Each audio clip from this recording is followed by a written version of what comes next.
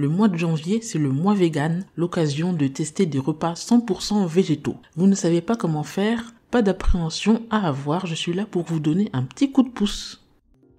Aujourd'hui, je vous propose un épisode spécial Veganuary. Veganuary, en anglais, en français, le mois vegan, c'est un défi alimentaire lancé en 2014 ou 2015 qui proposait pendant tout le mois de janvier de manger exclusivement végétal.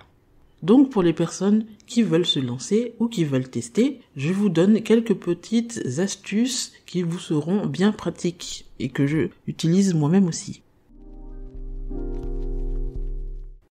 Alors, quelles sont les raisons pour lesquelles on passe à une alimentation 100% végétale ou végane? Il y a les raisons de santé, les raisons écologiques, climatiques, et aussi la cruauté envers les animaux.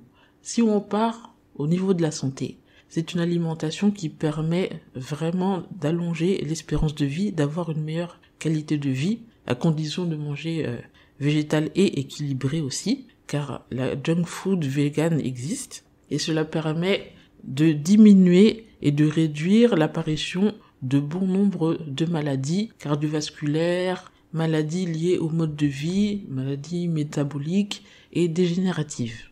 Concernant l'écologie, je pense que tout le monde a entendu parler du réchauffement climatique et notamment dû à la diminution de la superficie des forêts au niveau mondial, notamment ce qu'on appelle le poumon de la Terre, la forêt amazonienne, entre autres, mais qui n'est pas la seule, due à la déforestation. La déforestation causée par les cultivateurs, les industriels qui veulent faire pousser le soja en masse et donc qui brûlent les forêts pour faire pousser leur soja. Et ce soja est destiné à 80% en majorité donc à l'alimentation des animaux destinés à la boucherie. Donc par conséquent, logiquement, en supprimant totalement la consommation de viande animale, cela permettrait d'éviter la déforestation et donc d'éviter la montée de température au niveau de la planète. Et bien sûr, il y a aussi la souffrance animale, la cruauté envers les animaux de boucherie qui ressentent bien physiquement toutes les souffrances qu'on leur afflige, et le mot est faible d'ailleurs, car dans les élevages massifs de bovins et de volailles, il y a beaucoup de choses à dénoncer, dénonçables, et qui ne sont pas montrées. Donc, manger vegan, en quoi cela consiste? Remplacer toutes les protéines animales, c'est-à-dire les viandes, les poissons, les crustacés, les fruits de mer et les œufs par des protéines végétales. Remplacer aussi tous les produits qui sont faits à base de lait de vache ou de lait de chèvre, donc le lait et les fromages aussi, par des substituts végétaux. Ensuite, pour les légumes, rien n'a changé. Féculents, pain, céréales, etc., rien n'a changé non plus, sauf pour les produits qui sont un peu fabriqués, qu'on peut trouver dans certains commerces. Par exemple, je pense au pain de mie. Il y a certains pains de mie où il y a du lait en poudre à l'intérieur. Alors, je me suis dit, pour commencer tranquillement, des petites astuces, des conseils pratiques, on peut commencer par le petit déjeuner. Souvent, il y a beaucoup de personnes qui mangent une tartine de beurre avec la confiture. La confiture, pas de problème. Pour le beurre, par contre, on peut remplacer le beurre. Pas besoin forcément de chercher des produits qui ont un label ou une étiquette vegan dessus. On peut chercher de la margarine végétale. Après, il y a des margarines végétales, il faut regarder l'étiquetage derrière les ingrédients pour voir s'il y a du bas beurre. S'il y a bas beurre dedans, ou lactosérum, ou un mot qui commence par lacto, ne pas acheter. Mais il y a d'autres margarines végétales, d'autres grandes marques qu'on peut trouver partout, qui sont 100% végétales et sans bas beurre, et donc c'est totalement convenable. Donc une tartine avec de la margarine. Si on n'aime pas la margarine, on peut aussi remplacer par du beurre de cacahuète, ou beurre de cacahuète avec de la confiture si vous voulez faire à l'américaine, peanut butter and jelly. Ce qui est très bon aussi, un toast d'avocat, un avocat bien mûr, qui a du goût, si c'est la saison, bien écrasé sur votre tartine de pain un peu grillée, ou aussi une tartine avec de la pâte à tartiner chocolat noisette. Il suffit juste de vérifier, toujours pareil, derrière au niveau de l'étiquetage, s'il n'y a pas de lait en poudre. parce que beaucoup en ont et certaines n'en ont pas. S'il n'y a pas de lait en poudre dedans, vous pouvez en prendre, c'est vegan. Si on préfère plutôt manger des céréales le matin pour le petit déjeuner avec du lait, alors remplacez le lait.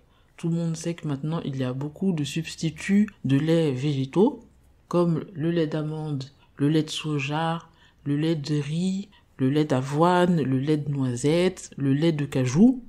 Alors quand on veut consommer végétal, évidemment on n'est pas obligé d'aimer le soja.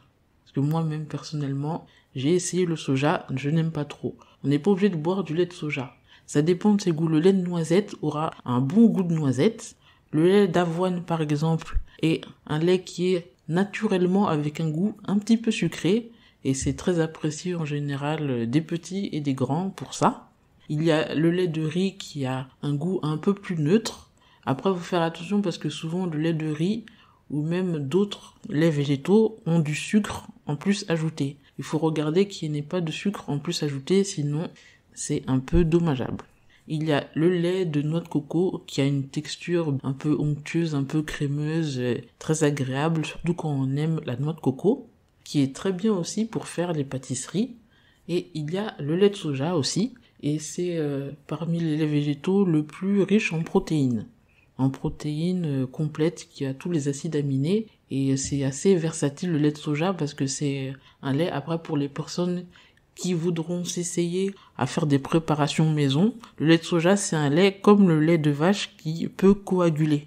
Donc en fait, on peut ajouter du vinaigre ou du citron et après faire du fromage frais ou des choses de la sorte. Alors, de par mon expérience, les laits végétaux en général les moins chers, c'est souvent le lait de soja, le lait de riz et le lait d'avoine. Et parmi les rangées de prix, on les trouve moins chers en général dans les magasins bio et dans les grands hypermarchés, mais dans les commerces de quartier, c'est un peu plus cher. Concernant les autres produits laitiers, yaourt et fromage, commençant par le yaourt, dans les très grandes surfaces, en général, il y a plus de choix, et mis à part les classiques maintenant, yaourt au lait de soja, il y a aussi les yaourts au lait de coco. Moi, c'est mon préféré. En fait, c'est fait avec du lait de coco et pas de l'arôme noix de coco ajouté à du yaourt au lait de vache. Le goût du lait de coco est là, mais légèrement, et on peut trouver aussi en version nature ou aux fruits.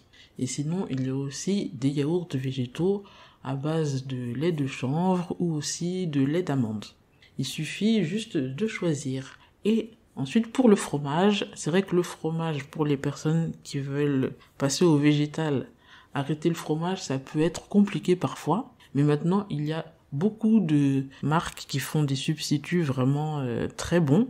Mais ça coûte un peu cher. Alors, s'il faut juste démarrer avec une astuce simple, pratique et pas chère, bon marché, il y a la levure nutritionnelle qu'on appelle aussi levure diététique et aussi levure maltée.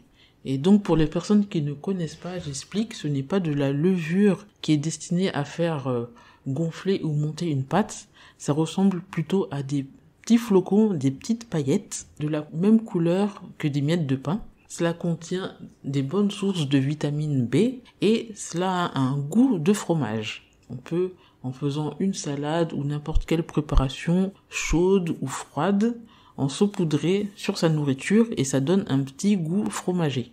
Donc ça, c'est l'astuce simple, pratique, vegan pour le fromage. Et après un certain temps d'adaptation qui peut être long, si on décide d'abandonner totalement le fromage, là, on peut essayer différentes marques pour voir ce qui nous plaît. Cet épisode est le premier d'une petite série. Dans le prochain épisode, je parlerai de comment remplacer les protéines animales, donc viande, poisson, œufs, par des protéines végétales de façon simple, goûteuse et bien sûr sans se ruiner.